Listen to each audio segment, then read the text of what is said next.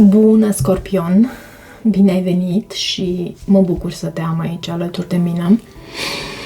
Hai să vedem pentru tine, pentru mesajul cu energiile din partea acestei persoane care vine înspre tine. Ce avem? Și am să extrag mai întâi un mesaj din partea Universului pentru tine.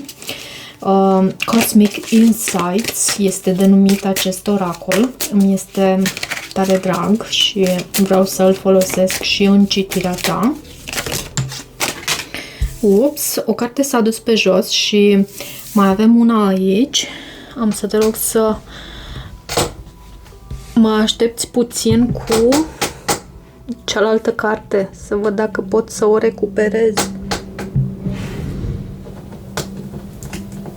Este vorba despre distanță și mai avem aici deschideți inima. Cred că a venit acest card și la balanță. Pare mi se că da. Deschideți inima. Te va ajuta acest lucru să atragi mai multă dragoste, mai multă iubire în viața ta. Mai avem și acest card distanță. Poate că este o anumită distanță în planul fizic între tine și această persoană sau chiar în planul emoțional. Și sexualitate. Fluiditatea sexualității. Nu știu dacă rezonează neapărat acest mesaj cu tine, însă e cineva aici care se confruntă și cu așa ceva, încearcă să își înțeleagă sexualitatea sau ceva de genul ăsta. Hai să vedem acum un mesaj, de fapt mai multe, pentru Scorpion din partea acestei persoane. Roata norocului. Roata norocului vine cu noroc. Ceva se schimbă iarăși în viața ta. Vine un mare noroc în viața ta. Și când nu este el binevenit? Adevărul este important, poate ai de a face cu o balanță. Văd această carte, Justiția. Cărțile sunt foarte doritoare să vorbească pentru tine.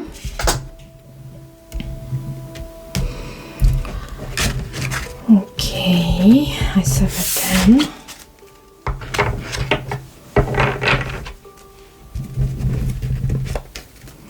Îndrăgostiții la baza pachetului. Îndrăgostiții vorbește despre o relație intimă, despre o relație extrem de strânsă și o atracție puternică. Poate ai de a face cu un gemeni. Văd 3 de monede și 5 de spade, dar e și ceva toxic aici. E și ceva care aduce decepție. Cineva și-a pierdut speranța. Văd și acel 5 de cupe întors. Ce simte? 2 de monede. Ce gândește? Împărăteasa. Ce gândește despre tine te pune pe un piedestal această persoană. Și repet, poate ai de a face cu un taur sau cu o balanță. În intențiile sale avem cartea Moartea inversă. Cum se arată această persoană? Avem Regina de bâte. Este în energia sa feminină, din câte văd eu. 10 de spade este în sentimentele tale față de această persoană. 7 de monede este în provocarea de aici. Poate e prea multă așteptare. Ai așteptat atât de mult încât acum te simți trădată și nu mai crezi aici. În viitorul apropiat, totuși avem acest 7 de spade întors. Vei descoperi ceva anume. Regele de spade este și cartea adevărului. O avem în sfatul pentru tine. Să urmărești o anumită strategie, să nu te lași dus prea mult de valul emoțiilor. Să lași emoțiile să treacă prin tine, să... Voiam să spun acum legat de cartea aceea a lui David R. Hawkins, Calea renunțării, Letting Go. Să lași emoțiile, să le trăiești, dar să nu te identifici cu ele. Ok, acum în planul financiar, foarte frumos, 9 de monede și 8 de bâte în planul spiritual. Este și cartea Săgetătorului. Hai să vedem pentru Scorpion ce mesaje avem aici. 2 de monede poate să anunțe o perioadă în care cineva își păstrează echilibru. Are nevoie să își păstreze echilibru. Este foarte solicitată iarăși această persoană. Poate să vorbească și despre o alegere, o decizie importantă. De ce?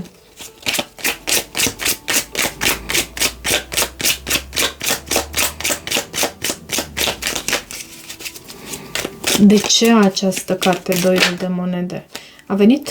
Au venit mai multe cărți. Eu am să iau doar acest 9 de cupe. Și justiția. Această persoană are nevoie să ia o anumită decizie în privința acestei conexiuni. Da, te privește în această lumină a împărătesei, te privește, te pune ușor pe un piedestal din ce văd eu aici. Dar e și o așteptare care a dus la sentimentul acela de trădare. În provocarea din această situație, eu cred că este vorba despre așteptare, prea multă așteptare, prea mult timp care a trecut, timp mort, da, 3 de spade. Și lucrul acesta a dus la sfâșierea inimii și 5 de spade. Lucrul acesta a dus la sfâșierea inimii. De ce regina de bâte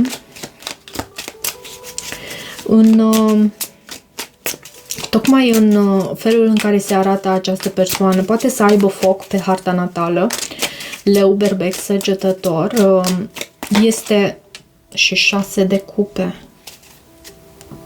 și 8 de bâte. Este ușor în energia sa feminină această persoană, e mai receptivă, așteaptă comunicare,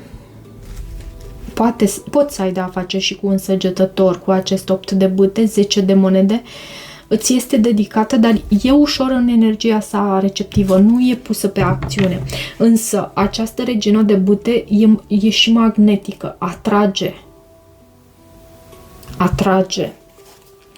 Împărăteasa o avem în... a venit acest 7 de cupe întors. 7 de cupe întors. Și lumea poate să anunțe faptul că această persoană își dorește să încheie un anume capitol, pentru că acest 7 de cupe întors mai poate vorbi și despre a merge înainte. Da, avem posibilitatea de creștere aici între tine și această persoană în gândurile sale, te avem pe tine cu această împărăteasă. Poate ai și taur și balanță pe harta natală, dar e un capitol pe care această persoană încearcă să îl încheie. Lucrul acesta pe tine te pune la pământ. Avem 10 de spade. 10 de spade e cu suferință, tristețe, sentimentul și pajul de spade. Urmărește această persoană și dacă spui... Da, uite, văd și turnul. Eu cred că tu intuiești un fel de despărțire din partea acestei persoane, o plecare a acestei persoane, o distanțare. Totuși, moartea este inversă aici, ceea ce anunță că schimbarea este evitată. Există un sentiment de stagnare. Obiceiuri vechi pot să iasă la suprafață. Este în intențiile acestei persoane. De ce moartea? În intențiile acestei persoane. Nu își dorește să încheie ceva anume aici cu tine, să știi. 5 de cupe, deși există dezamăgire. Tu ești steaua sa pe cerul său. Avem steaua, energie de vărsător, iarăși în intențiile sale, dorință de a vindeca, de a reconcilia. Și foarte curios este că în citirile de astăzi, în intențiile persoanelor cu care voi aveți de a face, la toate cred că la toate, sper să nu greșesc, am întâlnit ideea aceasta că această persoană nu poate renunța la Fecioară, Balanță, Scorpion. 7 de spade este întors. Vorbește despre adevăr, vulnerabilitate. Afli un anume adevăr aici. Și în viitorul vostru împreună. 7 de spade în poziția sa normală vorbește despre decepție, despre lucruri ascunse, hoție.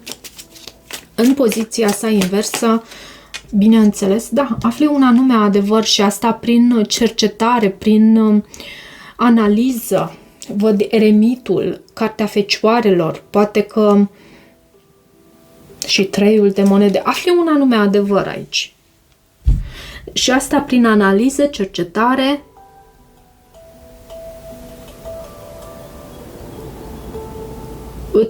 Ți se, cum spunem noi, îți pică fisa.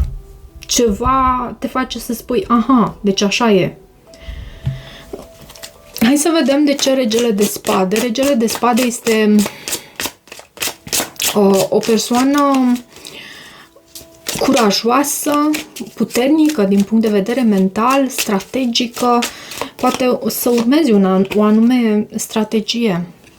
Spânzuratul, da, aș putea să spun că da, pentru că spânzuratul și cavalerul de monede anunță faptul că lucrurile se petrec destul de încet și e în sfatul pentru tine ca lucrurile să se petreacă destul de încet, pe tăgadă. Văd și un rege de bâte aici.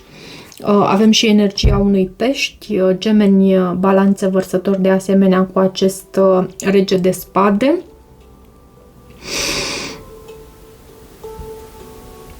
Să implementezi un anume plan. Să lucrezi cu un anume plan. Să nu lucrezi într-un mod haotic. Și nu este definitoriu pentru tine a acționa într-un mod haotic, dar în cazul de față, cu atât mai mult e necesar să lucrezi cu un anume plan.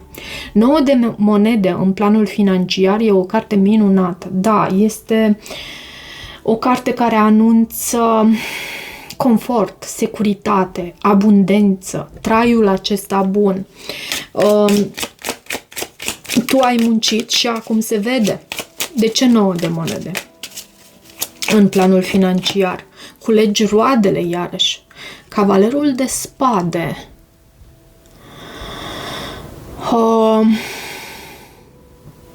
Ai fost ambițioasă în ultimul timp și asta pentru a depăși anumite restricții în planul acesta financiar și se arată, oportunitățile se arată în calea ta. În planul financiar aș putea să spun că da, ai întâlnit anumite, în engleză se spune setback, anumite, e ca și cum ai da un pas înapoi, anumite greutăți. Avem 5 de monede care poate să vorbească despre cheltuieli, dar tu ai depășit acest lucru prin ambiție, prin determinare. 8 de bâte este în planul spiritual și 8 de bâte, bineînțeles, vorbește despre manifestare. Tu ai niște abilități extraordinar de bune de a manifesta în această perioadă. Este o carte care anunță viteză, acțiune, incitare și pajul de cupe. Este din elementul tău de apă. Pajul acesta de cupe și cavalerul de cupe. Poate să anunțe și comunicare care îți aduce multă bucurie. Din ce văd eu aici pentru tine, dragă Scorpion. Și e în planul spiritual. Hai să vedem acum și un mesaj de fapt, un număr angelic pentru tine, pentru Scorpion. Ups! Un număr angelic pentru Scorpion. Te rog, Spirit, să mă ajuți cu un număr angelic pentru Scorpion.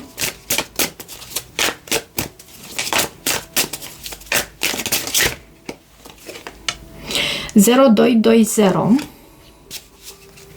Acționează asupra ideii tale. E ca și cum ai un anume obiectiv realist și practic în același timp și o abordare practică și realistă a acestui obiectiv. Timpul divin, iarăși, este important. Ambiția, și am văzut acest cavaler de spade. Cooperare, disciplină. Tu ai beneficiul unui bun noroc de partea ta în această perioadă și dacă îți folosești judecata ta bună, înțeleaptă, poți să faci orice. În acest spațiu tu poți să ajungi pe noi culmi. Ar trebui să acționezi asupra acestui potențial atunci când vezi acest tipar, pentru că ceea ce tu vei planta va crește. Ești pe punctul de a experimenta o ascensiune spectaculoasă. Frumos! La baza pachetului avem 666. Nu trebuie să te sperii de acest număr. Văd reflecție, iubire, afecțiune, compasiune, blândețe, atenție, iubire de sine.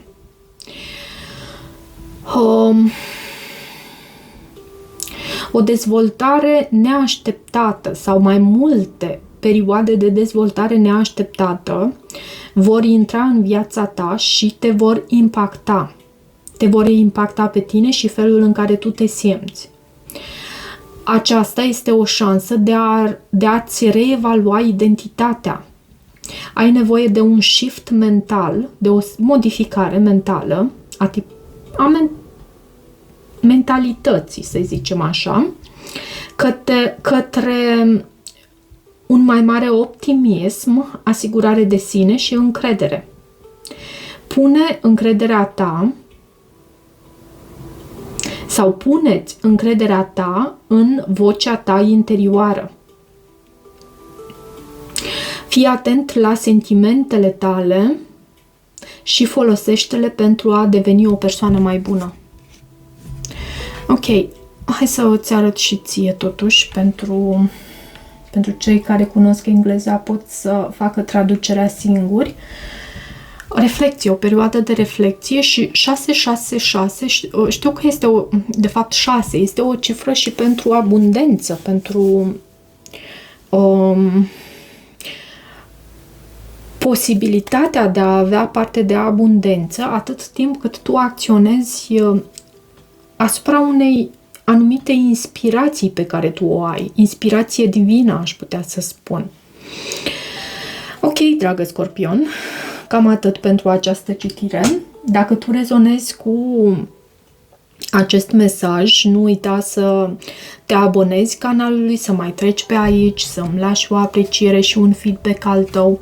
Există și posibilitatea de a deveni membru al acestui canal și găsești detalii în descrierea videoclipului. De asemenea, pentru citiri private găsești detalii de contact tot în descrierea videoclipului. Eu îți mulțumesc și toate bune!